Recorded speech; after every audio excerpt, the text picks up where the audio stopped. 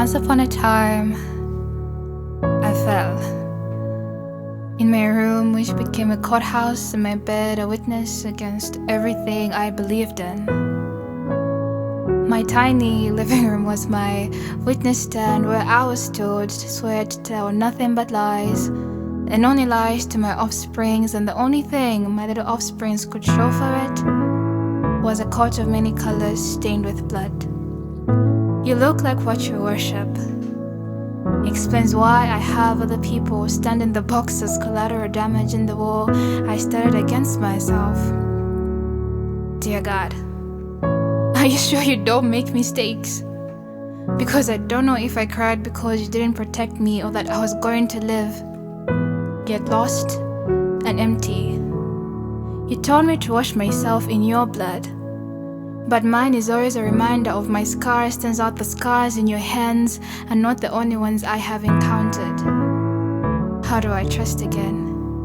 When love was meant to betray me were the wounds you gave me, your way of showing me how much it burns to forgive. But I can surely tell you that cup is way bitter than revenge. Hell has a beautiful smile on the face. I mean, just look at me. Under that calmness, that smile and eyes shimmering are a legion of chaos waiting to be unbolted. Maybe my broken soul smiles into eternity. But since you took part the Red Sea and had nothing else to make part, was my soul the only playing round you fought, my Lord?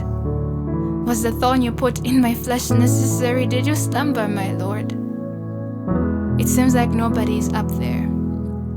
Or maybe, just maybe, I needed have washed my feet in the bronze plate before approaching your holy of holy to be heard, but even so, you still spot the filth on my feet from miles away.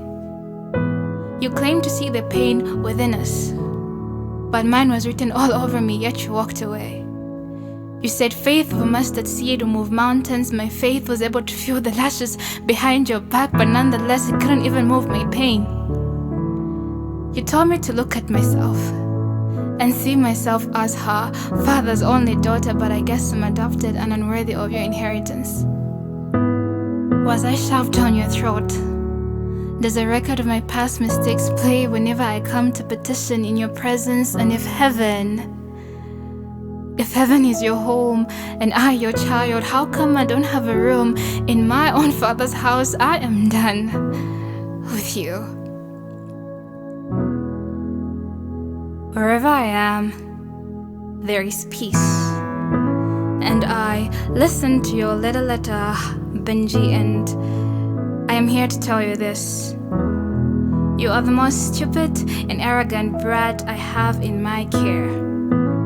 You toss around my feelings, and I repeatedly asked you to come to me, your father, yet unlike the blind man, you chose not to see. You were not ready to pick up the cross that came with loving me. So you picked up your Adam's apple and you choked on your pride.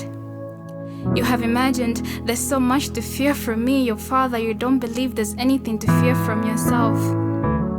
Yet, with my arms around you, I knew I would love you like I love the Israelites, and I know how bitter that cup can be. When I tried to visit you at the cemetery, you didn't send a storm, you sent hurricanes, yet my love was at peace. When you tried to walk towards my holy of holy with your bracelets shimmering with fear, your bells jiggling your doubt, and your robe couldn't even be your cover.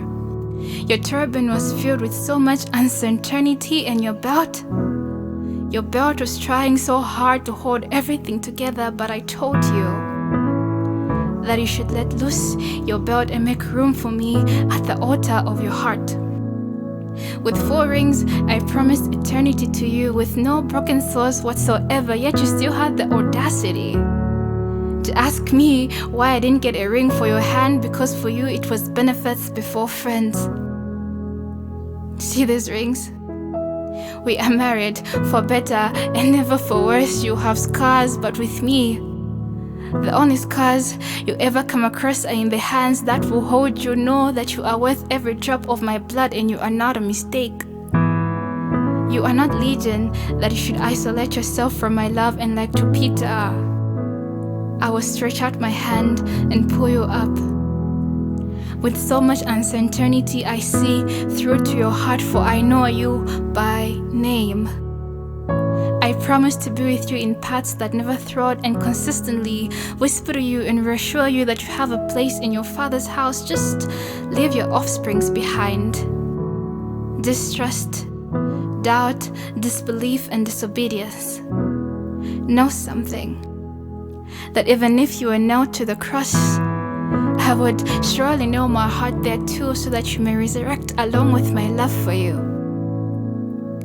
For the day that you will finally let me in, you will realize that the pain and everything that you feel so much is just as empty as the tomb I walked from.